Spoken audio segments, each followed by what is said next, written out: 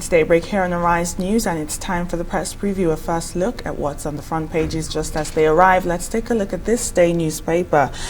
Leading headline here, it says 24 hours after presidential directive to political appointees to resign, Emefiele meets president. Some riders here, let's take two. AGF INEC on a court summon as PDP joins CBN governor suit. Federal government directs ministers, heads of agencies, ambassadors, other appointees nursing political ambitions in 2023 to resign. Let's take a look at that leading photo on the front of this day. It's captioned "Taking a Bow at 70," and that's the former governor of Rivers State, Peter Odili, and a retiring Supreme Court Justice, Honorable Justice Mary Peter Odili, who retired yesterday. Now, let's take a look at some of the headlines above the nameplate of this day. This morning, Buhari signs 3 bills to fight terrorism, money laundering, and other financial crimes into law. All right, let's look at the Punch.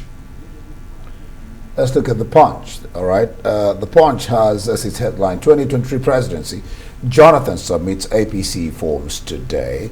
Emefiele shuns resignation course. It has 3 riders. Let's take them one by one. CBN governor entitled to stay in office 30 days to general elections. This is from Ozukume.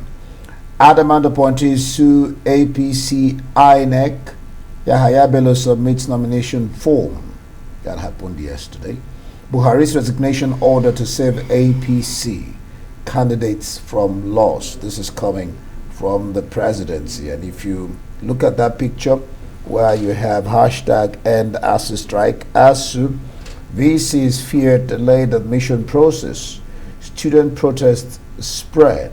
Wayama was saying this morning that they'll probably join that protest. And then look at the top mass. Inadequate database threatens SIM registration. NIMC is admitting deficit. And then INEC says 1.4 million online registration invalid. All right, let's go to the next paper.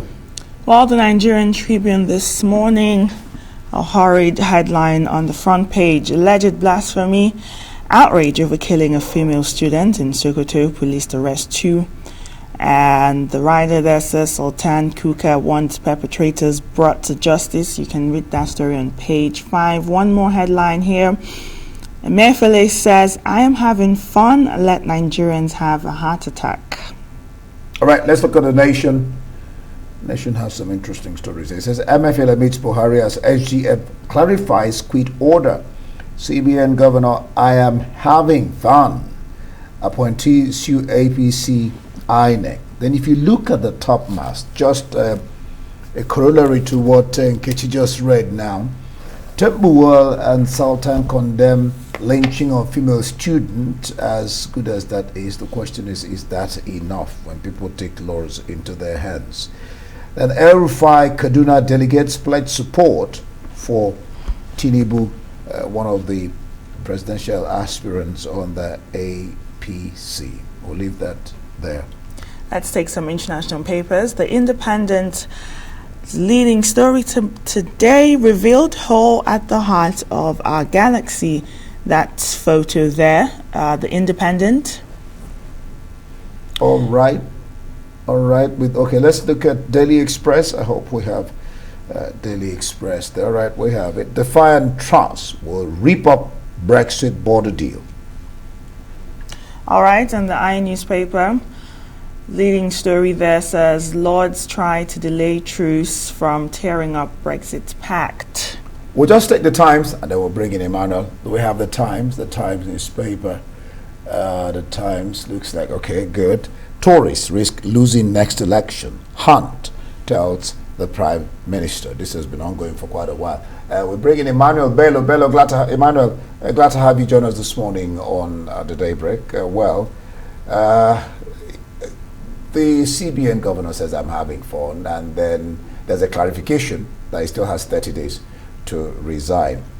I was with the chairman of the APC yesterday at his home here at an estate. And he was saying that as far as he knew then, unless something changed between then and now, that Jonathan is yet to register in his ward in Bayelsa State, so not yet a member of the APC. But you have Punch here saying Jonathan submits APC forms today. What's your take? Well, it's part of the crisis of contradiction around the stories that we're doing on Jonathan, and it's not. So some papers actually just avoid. I don't know what Punch is, where Punch is getting those stories from, but what you keep getting from the Jonathan, side or positions around his presidency is denials, and everything has been denied. It's coming to see the national chairman. Some people deny that, to say it's nothing really. It's dogged. It's as if this is a reflection of the battle Jonathan as a person is having with himself. With himself, with his aides, with his supporters who think that, look, if he runs or if he goes to APC, his rubbish, his record. Almost everybody is saying he shouldn't run. Some people were asking yesterday, why are people asking him not to run? What's so wrong with him going into the APC? But people are looking at his antecedent with that party and what it means. And I think that's what's generating all the emotion. First, even from his base, and then even for those who are in the party who are saying, look, it will be very contradictory for Jonathan to make it. So I don't know if those submissions happen today, as Punch is saying, then that will have put to raise the speculation like you just raised about whether he's a member. His word have said that they've not seen him register. The state chairman has said that, look, they don't know him as a member in Bayelsa over there, and all sorts of stories. So we'll wait to see if he does any kind of submission or goes to any kind of screening. Then that will have put pay to whether Jonathan is running or not. And then, of course, he faces the verdict of both the electorate and those who think he shouldn't run, those who think he should just bow out in glory. He just got an appointment, a huge one. Some people think Jonathan should just be happy with himself now, happy with his record, and stay away from the murky water of politics. Somehow, but those who are asking him to come are also pointing to some of the things he's done in the past. The Fulani group say that, look, he did very well for the Almajiris when he was president, and that it's because of that they just want to show gratitude. That's why they're asking him to come back. Some say he's coming back to, finish up the term of the South-South. Whatever it is, it's up to Jonathan to clarify most of this. And as Punch is saying, if he does those submissions, then we'll be in the clear about his candidacy. Well, that appointment for the former president is coming at a very controversial time, and we'll see how that goes. Well, you didn't comment on the leading headline on this day newspaper, 24 hours after presidential directive to political appointees to resign. You have the CBN governor meeting with the president behind closed doors. And after that meeting, he told reporters there is no news yet, but we should expect something in the coming days. We know that the suit he filed in the Federal High Court has been adjourned to May 23rd, which is in approximately 8 days. So do we expect to hear some news before that?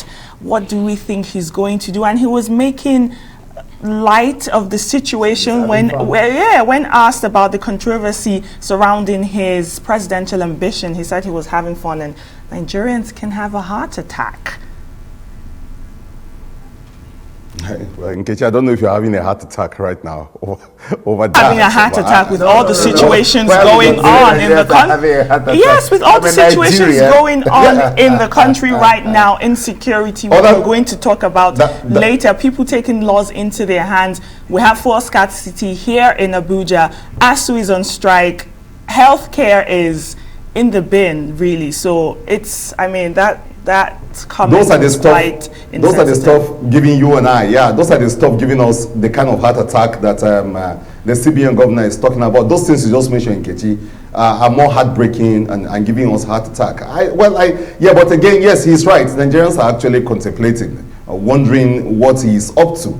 There are people too, just like in the Jonathan scenario, there are people who are saying, why don't you just keep your job your daytime job as CBN governor? Why do you want to be president? And so people are worried too. The back and forth around his candidacy, it has moved to the courts now, as you noted. So it's something. His own candidacy too is a bit controversial, with people wondering and coming to make light of it.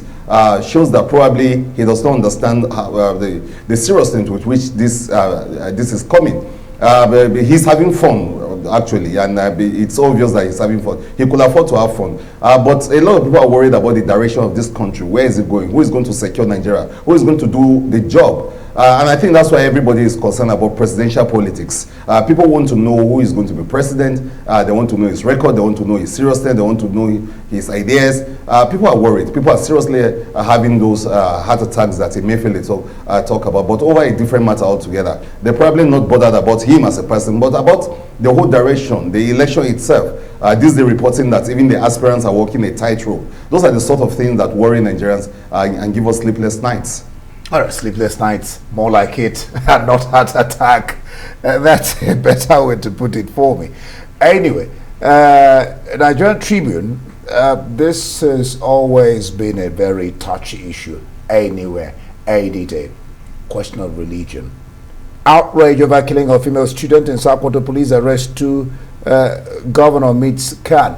Now, Nation says that Tambuwal and the Sultan are speaking up against it. The story was that she posted something viral, and then the authorities hit the students, but then this hit the student, but then the students still went ahead to bring her out. Is it in the question here is going beyond the rhetorics of stalking and saying this is bad. What should be done to this kind of situations? It's not palatable at all. Look, we must start to see crime and punishment. We must begin to see that there are people are punished for certain things. If we don't do that, if we don't bring punitive measures to these developments, if people are not brought to book, look, we're going to have a repeat again and again. We're beginning to behave like, a very, very helpless people, and maybe we are. But it's strange that this will happen, and you are right, beyond the rhetoric, beyond the condemnations and all that. And you are right, religion is such a thorny issue. Imagine they did this story about the former Vice President Atiku, who had to actually delete, the condemnation of this act. I mean, that is, for me, I think it's very symbolic of the depth of the crisis that we find ourselves in. The Vice President condemning the act and got, a backlash, and people saying, we won't support your presidency, we won't support your move. And then he deleted.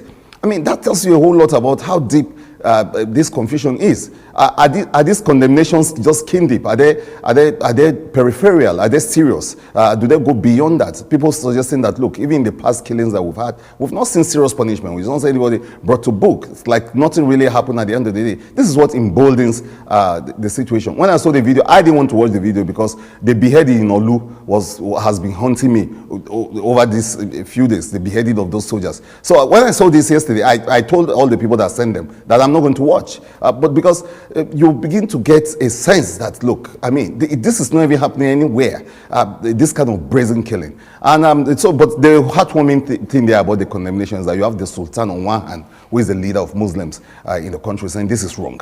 That's very important. If he doesn't do anything, at least it clarifies that, look, these people were not warriors of God or fighting for some religious reason. These are just murderers. These are just what they are. These are blood-sucking murderers. And those are the kind of strong terms you get from even the governor. And this enters the entire crisis of the presidential politics that we're talking about. Tambuwal, this is state, and he wants to be president of this country. All eyes are going to be on him to see how he seriously tackles this. But it's quite instructing that this day did a story and about Atiku deleting his earlier condemnation. Has his race or his politics become more important than human life? These are the questions he will need to answer going forward, because a lot of people everyone is sick and tired of this thing. And whether it is happening in Olu or it's happening in Sokoto or it's happening elsewhere, murderers are murderers anywhere and everywhere you find them. Human beings' lives whoever you are, must be taken important. That's a very serious thing to delete a tweet definitely you made about something that is horribly wrong.